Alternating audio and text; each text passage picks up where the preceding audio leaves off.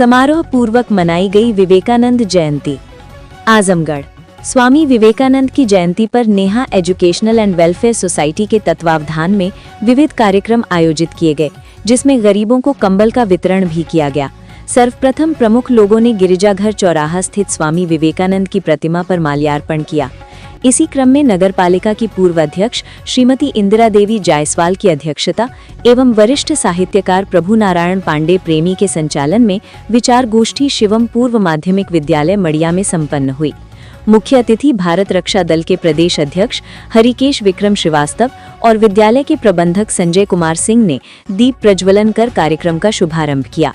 मुख्य वक्ता देवमणि त्रिपाठी अंगार ने स्वामी विवेकानंद के व्यक्तित्व और कृतित्व पर प्रकाश डालते हुए कहा कि उन्होंने संस्कार और चरित्र पर विशेष बल दिया एवं सामाजिक समरसता का संदेश दिया। धार्मिक कवि पंडित सुभाष चंद्र तिवारी कुंदन ने कहा कि स्वामी विवेकानंद व्यक्ति नहीं विचार हैं। उन्होंने भारत की सनातन संस्कृति का परचम पूरे विश्व में फैलाया और सामाजिक सुधारों के मामले में अविस्मरणीय योगदान दिया। कवि और साहित्यकार संजय कुमार पांडे सरस ने विवेकानंद को युग पुरुष और युवाओं का प्रेरणा स्रोत बताते हुए कहा कि आज इनके विचारों की प्रासंगिकता बढ़ गई है। कार्यक्रम संयोजक रवि कुमार जायसवाल ने आभार व्यक्त किया। मूल का मूल फूक डाला है और कह रही है संत खामोशियां, फिर कोई भूकंप आने वाला है।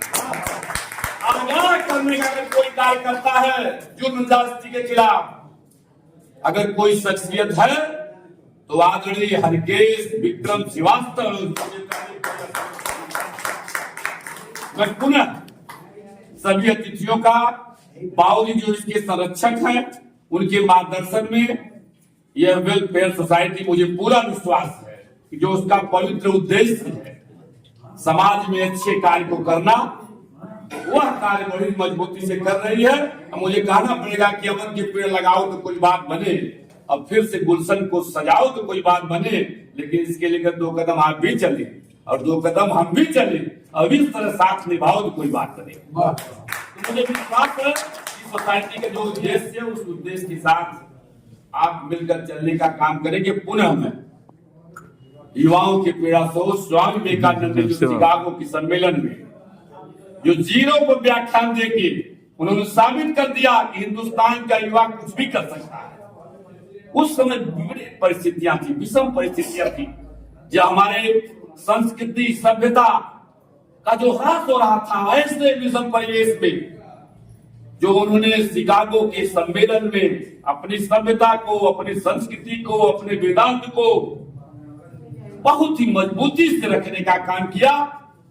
मैं ऐसी महान शख्सियत को सत सत प्रणाम करता हूं और आप सबसे गुजारिश करना चाहता हूं कि आज उनके परिवेश, आज उनके विचारों पर चल रही इस देश की व्यवस्था को, इस देश की तरक्की को आगे ले जा सकता है। इन्हीं शब्दों के साथ मैं पुनः वेलफेयर सोसाइटी को बहुत बहुत धन्यवाद देता हूं।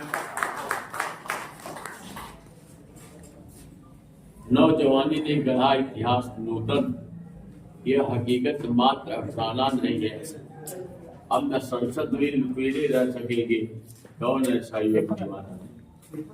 देश के नौजवान जो है नई दिशा बदल सकते हैं। तो संजय ने बड़ा अच्छा विचार दिया है। अब मैं सुभाष चंद्र तिवारी कुंदन ठीक वो बोला खराब बोला मैं क्या खराब ठीक बोला कि मैं क्या खराब हो गया वैसे बोला खराब। श्री सुभाष चंद्र तिवारी कुंदन जो धार्मिक कवि हैं, किताब भी लिखे हैं, पुस्तक भी लिखे हैं, चालीसा भी लिखे हैं, बड़े धार्मिक राम पर लिखे हैं। मैं उनका चाहता हूँ को आवाज दे रहा हूँ अपना विचार विवेकानंद।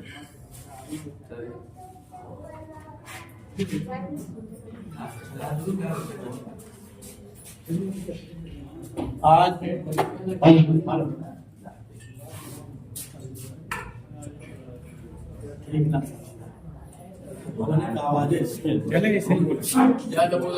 वैसे बोला। आज इस कार्यक्रम में उपस्थित